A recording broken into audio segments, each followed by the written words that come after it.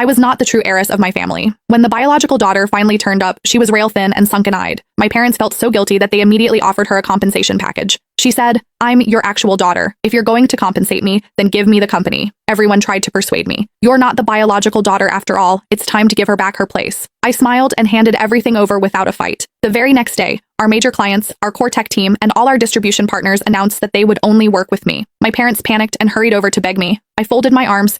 "Go ask your biological daughter to come and beg for my help herself." After being brought back, Lily and Roy just stood timidly in the middle of the living room. It was on that day that I finished closing the MC deal. On the drive home, my assistant, May Cannon, told me that the Roy family had found their biological daughter. My heart thumped wildly for a moment. Then it settled. I thought, since she's back, then she'll be taken care of. The Roy family isn't exactly short on money. However, when I walked in looking polished, confident, and at the top of my game, all the fear she had been wearing melted into pure jealousy. "If you want me to come back and take my place in this family, fine. But she's had my life long enough. It's time she gives it back. I don't want anything else but the company." I smiled. "I've managed the family business for 10 years. Are you sure you can handle it?" The disdain in my tone was obvious. Lillian's face flushed red. "I can learn. If I had grown up here too, I wouldn't be any worse than you." The relatives chimed in. "Max, just give it to her. She's the biological daughter after all." Hearing that, I looked at my parents. My father, Jack Roy, spoke with difficulty. "Max, we owe her. Lily has had a very hard life all these years." My mother, Lauren Roy, held Lillian and cried uncontrollably. "Those traffickers forced her to marry an old man. If we hadn't found her, Lily would already—" "Max, just agree. I won't treat you unfairly." I looked at them and smiled.